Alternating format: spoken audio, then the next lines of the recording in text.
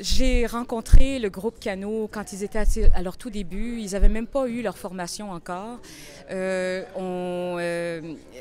On présentait, nous, à l'atelier, je faisais partie de la troupe de l'atelier d'Ottawa et j'avais écrit la musique des chansons d'une pièce qui s'appelait Salut Galarno, dirigée par Pierre Collin. Et on avait joué à Toronto, on avait joué à Sudbury, au TNO. Et c'est comme ça que j'ai rencontré André Paiement. On a rencontré toute la troupe, en fait, de Cano, du groupe Cano Musique. À ce moment-là, on a jammé après le spectacle, après notre pièce. Et il partageait ma prédication pour les accords ouverts à la guitare, à la Joni Mitchell, et on a trippé. C'était vraiment une belle rencontre. Et nous, on avait attendu de Sturgeon Falls qu'il y avait une révolution tranquille qui se passait à l'école secondaire. Et puis de ce flux-là, moi, on participait, moi et ma blonde, ici à l'école secondaire de la Rivière-des-Français à Noëlleville. Et puis qui était de proche proximité de ce qui se passait. Puis là, tout d'un coup, il y a une année que Cano est venu nous porter un concert. Et puis c'est là où on a eu comme un épanouissement ou un réveil, disons, de culture franco-ontarienne. Puis c'était bien à nous. Et puis c'est là où moi j'ai commencé à avoir des intérêts dans la musique, puis il fallait vraiment avoir un attachement à la musique francophone. C'est ça qui... Puis par la suite de tout ça, j'étais allé à l'école, à l'université de Waterloo, qui était près anglophone, ma première année, puis c'est là où j'ai commencé à sortir avec mon épouse. Et puis c'est là où on a pu suivre un peu Cano parce qu'ils ont eu un concert à Hamilton, puis ensuite à l'université de Waterloo. Ça fait que pour moi, c'était un attachement qui était un bon temps dans ma vie, mettons, de s'attacher à des chansons typiquement franco-ontariennes. Puis c'était très bien. En fait, moi, Cano, vous savez, on encourageait les gens à amener des jeunes personnes. Et moi, je fais l'inverse. J'amène mon papa qui m'a fait découvrir Cano dans les années 80. Et Cano, pour moi, je pense, c'était une révélation parce que venant d'un milieu minoritaire dans le sud de l'Ontario, on n'avait pas accès à beaucoup de musique francophone. Et quand j'ai découvert ça, j'ai fait « Oh, wow! Il y a de la musique en français qui se fait en Ontario. » Et c'était vraiment une révélation. On a été pendant 29 ans dans la péninsule du Niagara. Donc c'est là justement que Maryse est née, puis c'est là que j'ai fait découvrir Cano à notre fille. Bien, je veux dire, moi j'étais enseignant dans une école secondaire, donc évidemment la nuit sur l'étang, ça faisait toujours partie des activités. Même si on était dans le sud, il y avait toujours un groupe d'élèves qui montaient à Sudbury pour la nuit sur l'étang. Donc j'ai accompagné un petit groupe à un moment donné, puis là j'ai vu Cano justement donc, dans les années 70. Donc ça a été le coup de foudre. Je devais avoir peut-être 17-18 ans, 17-18 ans. Je demeurais à Saint-Pascal dans une petite maison. Et puis, c'était l'époque un peu du Flower Power. Et puis, parce qu'à l'époque, on écoutait beaucoup de musique anglophone, mais là, tout à coup, une musique francophone très intéressante, là, qui vient du cœur, qui vient de l'âme, là. Fait que ça m'avait accroché à cette époque-là. Puis c'est une musique, je trouve, qui reste, qui demeure avec les années. Ça vieillit pas, c'est encore bon aujourd'hui. Bien, moi, Cano, ça date des années 70, quand j'étais à la Laurentienne. J'ai même ouvert pour Cano à la SLAG avec Françoise Carrière et Michel Dallaire, le poète. Et donc, j'ai connu les membres du groupe.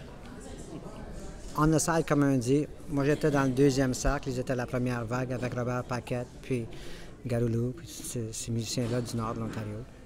Et donc, moi j'ai continué par après. Puis par la suite, j'ai aidé à former des gens comme Taylor et Damien Robitaille, qui était un de mes élèves, et Éric Dubois. Et nommons-les, j'en ai plusieurs autres là, qui étaient de mes élèves. Adolescent, c'est le premier spectacle que j'ai vu, à l'âge de 16 ou 17 ans. C'était Cano. J'avais entendu les annonces le matin à l'école, à la Cité des Jeunes. J'avais entendu l'annonce, le Soleil, mon chef, viens donc te coucher. Alors, le monologue qui vient de la pièce de théâtre à la Vallée-Ville. Alors, moi, ça m'a séduit en partant. Alors, je suis allé voir le spectacle. C'était enivrant. Comme pour un jeune de 17 ans, c'était comme wow. C'était un moment identitaire incroyable. Je sais pas, 16 ans, 17 ans. Je m'en vais chez un ami, je descends dans le sous-sol, puis tout ce que j'entends à tue-tête, c'est « Oui, viens nous voir, on t'attend ». Puis ça a été un coup de foudre. Après ça, j'ai jamais décroché. Jamais. Je les ai revus l'année dernière à Elmer. C'était extraordinaire. Alors, je voulais pas manquer ce soir. My brother's the drummer. Originally, we had a group together. I used to play bass, and my brother was the drummer, of course. And they decided to start up a group in Sudbury, where we're from. And my brother decided to shift over to Canoe because they've had, there was quite a few great musicians that were playing in the band at the time and everything else. So he made a really good decision, and he pursued it from there. So we know quite a bit. I know them all personally and everything else. There was, a few of the musicians that I'd, played with off and on in Sudbury.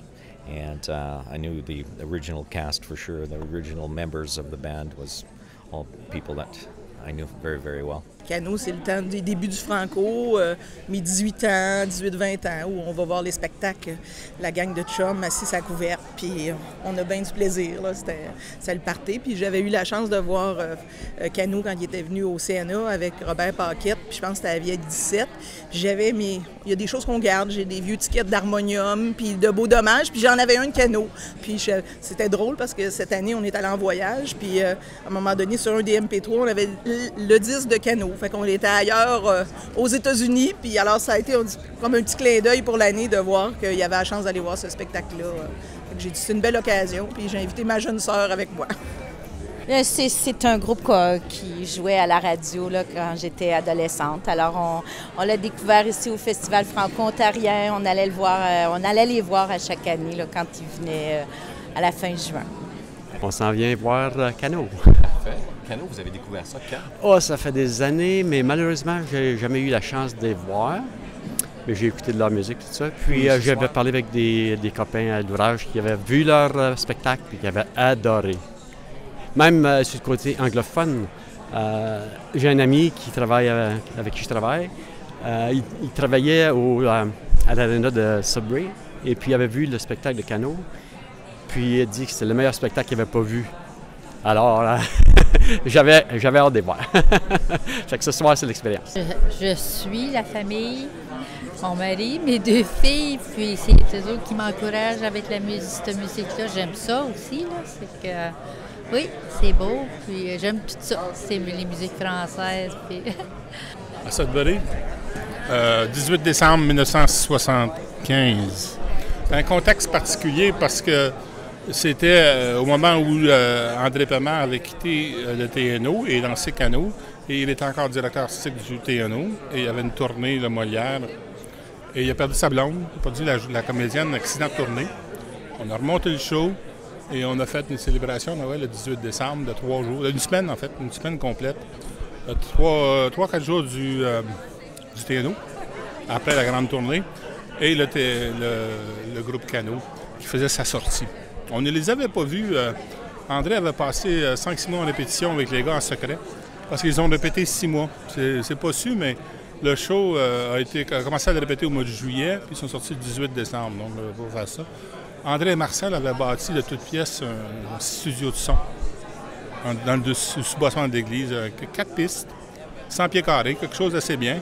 Et ils ont donc répété leur show là-dedans. Très belle photo d'ailleurs, Michael Gallagher a plein de photos de répétition là-dedans. Et donc le show est sorti en surprise, on est arrivé là, personne n'avait vu ça. On avait souvent vu Marcel et André ensemble sur scène à tirer leurs cordes. On avait entendu la musique de la Valleyville dans laquelle Dave Burt et John Dewar avaient travaillé. Mais jamais un gros show comme ça se peut pas là.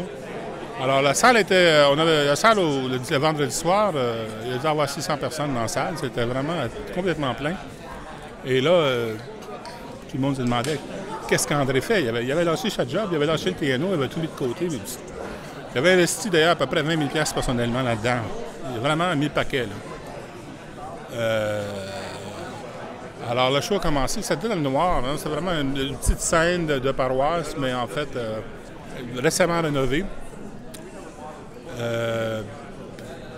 spot bleu. Et là, c'est tout, c'est la scène.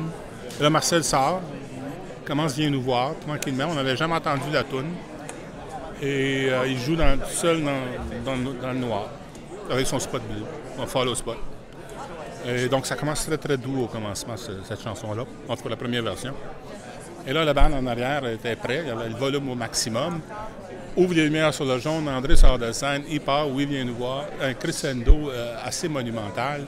La salle est vraiment friquée, ça se peut pas. Là. Et là, le son est sorti à 100%. On voit souvent les bandes commencer en petit, mais ça n'a pas été le cas. D'ailleurs, il avait appelé ça le gros show. Et c'était vraiment le plus gros show. Il y avait 7-8 musiciens sur scène, une équipe de 12 sont partis en tournée avec ça. C'était toute une aventure. Donc, c'est ça que j'ai vécu ce soir-là. Après ça, il y a eu un party jusqu'à 3-4 heures du matin. C'était aigre-doux parce que Suzy était morte. C'était la doyenne du TNO. André quittait le TNO aussi. Il y avait un peu de nostalgie là. Mais il y avait ce nouveau show-là qui partait d'un seul coup puis très rapidement. Alors, un an après, il y avait un 10. 2 ans après, il y en avait 2. Il y avait 2-3 tournées. Pendant cette période-là, André a travaillé comme un fou.